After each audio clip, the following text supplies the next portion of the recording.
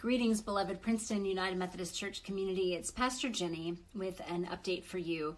I'm reading from Matthew chapter 5, verses 9 and 10. Blessed are the peacemakers, for they will be called children of God.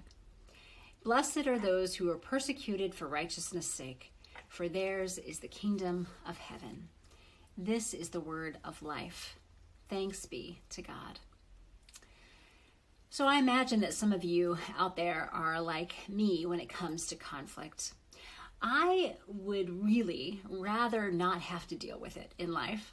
There is a part of me, partly because of how I grew up and partly because of just my kind of inherent personality, I would rather just hop right over those places of conflict and find peace on the other side. I would rather scoot around it and kind of just move around it without having to get in the middle of it, in the fray. I know that again, how I got these ideas in my head, and partly because truly of how I grew up, that conflict was really bad and really awful and should be avoided at all costs. I thought that maybe if I could just be calm myself, if I could bring a peaceful presence to things, if I could kind of calm everybody down, that would be enough, that could help bring a greater sense of peace to wherever I was thinking about in my community, maybe even in the world. But it turns out that's not how things work, and that's not even how God designed them.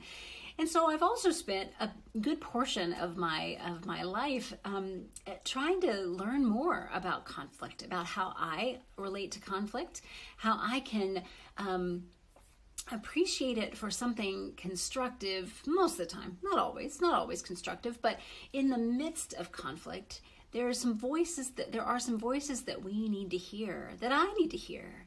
And I've learned too, as we're putting this together with our forgiveness journey during Lent, that we can't get to that true forgiveness place if we are hopping over the conflict, if we are skirting around it and moving around it and trying to get to that peace without actually dealing with the actual thing, the conflict that is right there in front of us.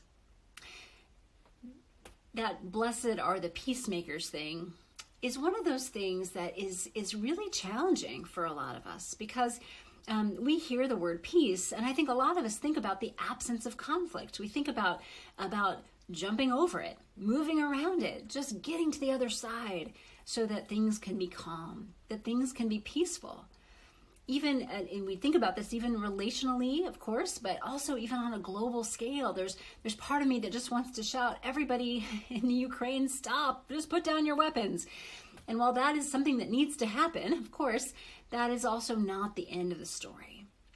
That won't stop those weapons from being picked up again in the not too distant future. So we have to find our way in this middle of this. And one of the things that's so helpful to me is that word for peace in Hebrew is actually shalom. And you've heard that word, you know that word.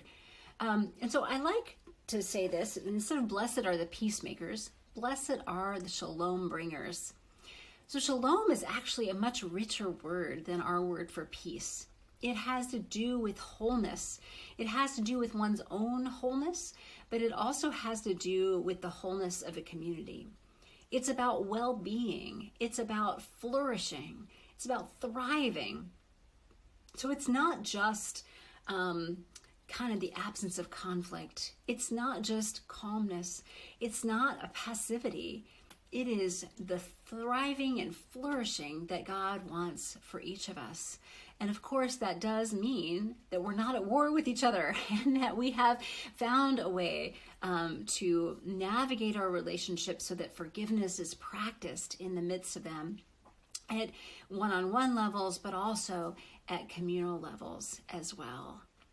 So I invite you this week, as we continue this journey, to continue to think about this fourfold path that Desmond Tutu and Mfo Tutu invites us on in their book of Forgiving.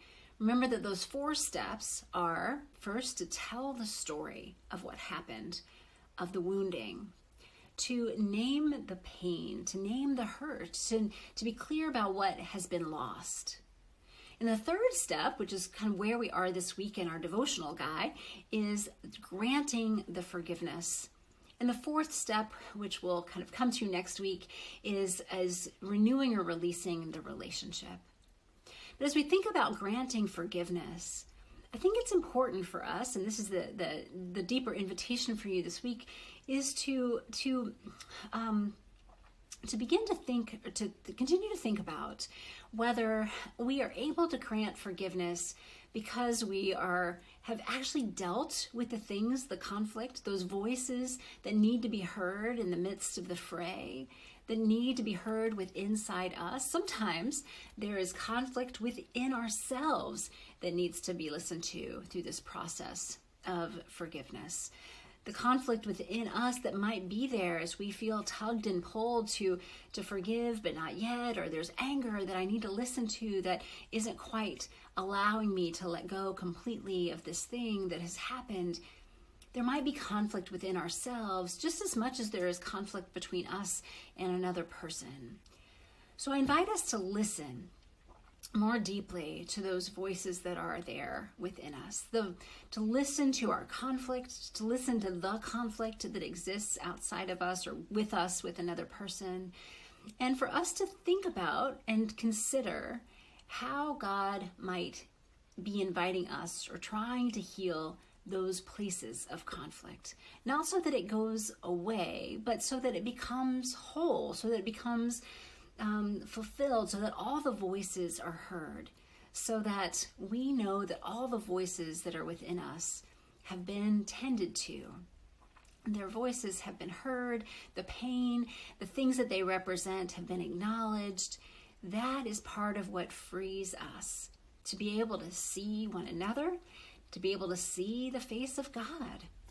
So I invite us to continue to explore these things. Will you do this? Will you do this with us? This coming Sunday, Skitch and I, you're going to get to see Pastor Skitch at Princeton UMC. So he's going to come preach there. I'm going to be preaching at Kingston UMC.